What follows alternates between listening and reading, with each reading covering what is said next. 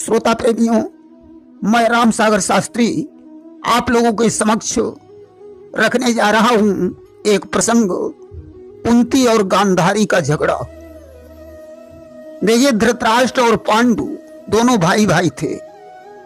धृतराष्ट्र का विवाह गांधार नरेश की पुत्री गांधारी के साथ हुआ था और पांडु का विवाह सूरसेन की पुत्री कुंती के साथ हुआ तथा इनका दूसरा विवाह मद्र नरेश की पुत्री माद्री के साथ हुआ था।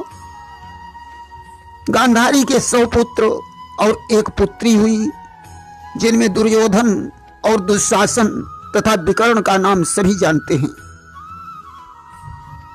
गांधारी की पुत्री का नाम दुस्सला था, जिसका विवाह जयद्रथ के साथ हुआ था।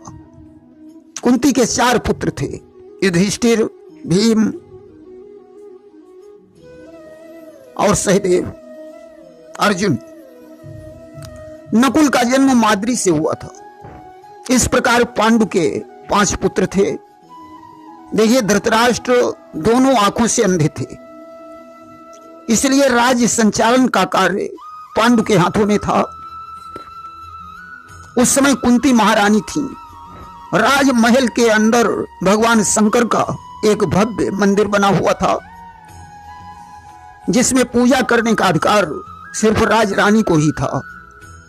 दूसरा कोई उसमें पूजा नहीं कर सकता था, इसलिए वह अधिकार सिर्फ कुंती को ही प्राप्त था। गांधारी उस मंदिर में नहीं जा सकती थी। धीरे धीरे इधर दुर्योधन जवान हो गया और उधर राजा पांडु की मृत्यु भी हो गई। अब तो शासन की बागडोर दुर्योधन के हाथों में आ गई। गांधारी राजरानी होने के कारण भगवान शिव के मंदिर में नित्य पूजा करने लगी कि पहले रानी पद के कारण कुंती जिसकी अधिकारी थी, अब दुर्योधन के शासन में उसकी मालिक गांधारी थी। अब तो शिव मंदिर में जाने का अधिकार गांधारी को प्राप्त हो गया, परंतु कुंती ने अधिकार से वंचित होने के बावजूद भी उस मंदिर में जाना नहीं छोड़ा। वे भी गांधारी से नजर बचाकर मंदिर में पूजा करती रहीं कि एक रात संयोगवश उनका हुआ मिलाप, गांधारी को चढ़ गया राजमान का ताप। एक रात को संयोगवश दोनों का मिलाप हो गया। अब तो गांधारी को क्रोध आ गया। उसने कहा, कुंती, ये राजरानियों का मंदिर है, इस मंदिर में दासियों को पूजा करने का कोई अधिकार नहीं है। कि क्या तुमको ये मालूम नहीं, मंदिर है राजरानियों का, रानी की चित्र सारियों में क्या है अधिकार चेरियों का। कुंती ने कहा, गांधारी, यह मंदिर तो भगवान शंकर का घर है और भगवान शंकर के घर पर किसी का अधिकार नहीं होता है। भगवान तो सभी के होते हैं। भगवान के मंदिर में राजा और रंक सभी समान होते हैं। कि कुंती बोली, है गांधारी, ये घर है देव पुरारी का, जिसमें समान हक होता है राजा का और भिखारी का। गांधारी ने कहा, अगर मेरे स्वामी अंधे नहीं होते तो ये अधिकार तुम्हें वैसे भी प्राप्त नहीं होता, इसलिए चुपचाप यहां से बाहर निकल जाओ, अन्यथा परिणाम अच्छा नहीं होगा। कुंती ने कहा, मैं पूजा किए बगैर मंदिर से बाहर नहीं जाऊंगी। गांधारी को क्रोध आ गया। उसने कुंती की बाह पकड़ी और बोली, 2 दिन के लिए तुझे अधिकार मिल गया तो अपने को राजरानी समझने लगी। कि 2 दिन की उसी धरोहर में अपने को रानी कहती है, बावली निकल चल बाहर हो, किसके घमंड में रहती है। कुंती ने कहा, गांधारी, जवान संभाल कर बात करो। तुम्हारा बेटा दुर्योधन अगर जवान हो गया है तो मेरा अर्जुन भी अब कमजोर नहीं है। आज तो दोनों के बीच झगड़ा होने लगा कि बात बात में बढ़ गई, इस दर्जे तक बात आपस में चलने लगी थप्पड़ घूंसालात। अब तो दोनों में घूंसालात थप्पड़ चलने लगे। आज भगवान शंकर ने विचार किया, अरे मंदिर में झगड़ा हो रहा है, यहां कोई तीसरा है भी नहीं जो बीच बराव करे। अब तो ये झगड़ा मुझे ही शांत करना पड़ेगा कि उनके बीच बचाव को प्रगटे शिव भगवान, सावधान करते हुए बोले ज्ञान निधान। आज भगवान शंकर प्रकट हो गए। उन्होंने कहा, हे मूर्खाओं, शांत हो जाओ, ये मंदिर मेरा घर है, तुम दोनों इसे अपनी जागीर समझ रही हो।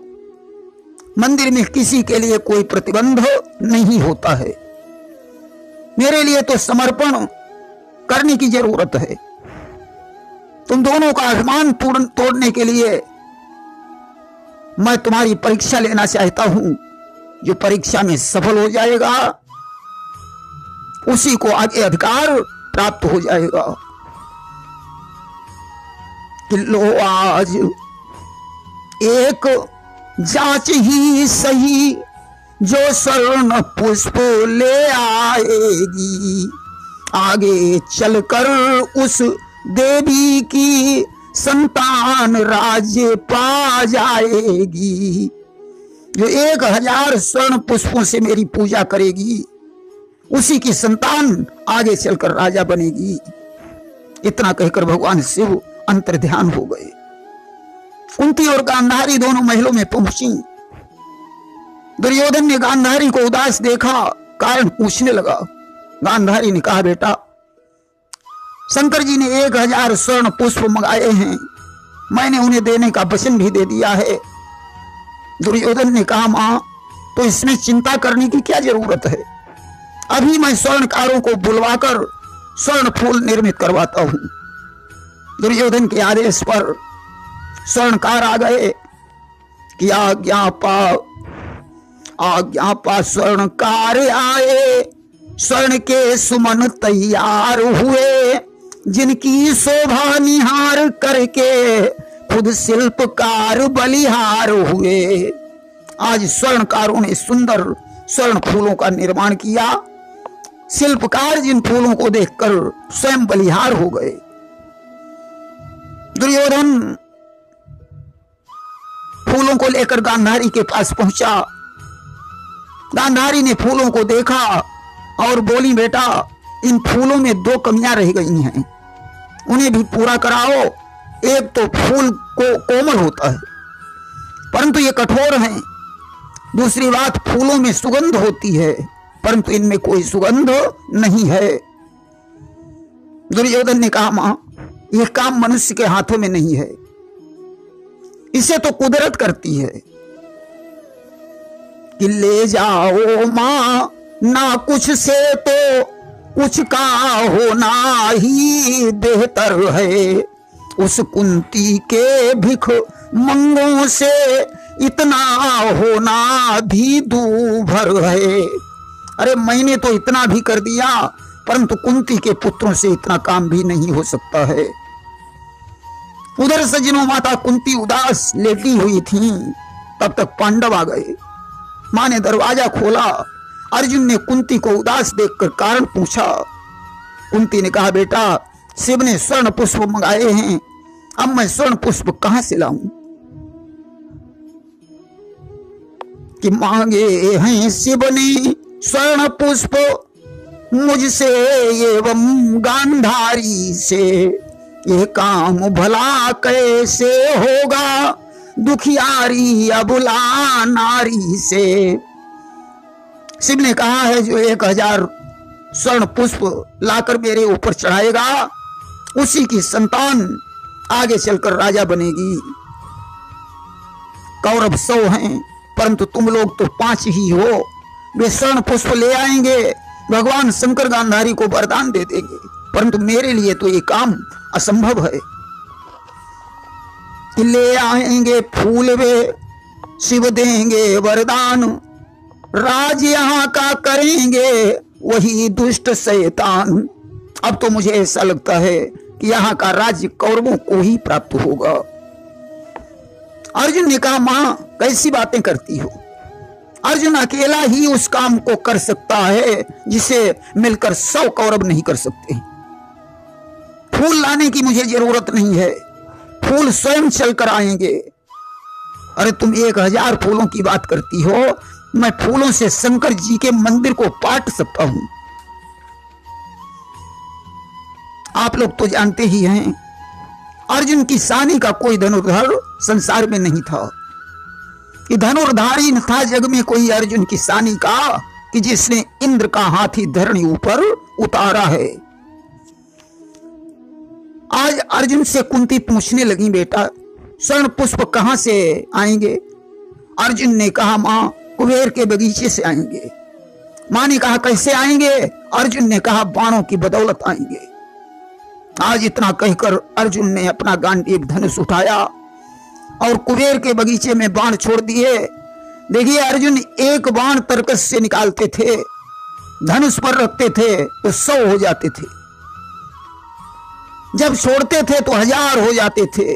इस प्रकार कुबेर के बगीचे से बाणों की बदौलत अर्जुन ने स्वर्ण पुष्प तोड़कर भगवान शंकर का मंदिर पाट दिया। भगवान शंकर प्रसन्न हो गए।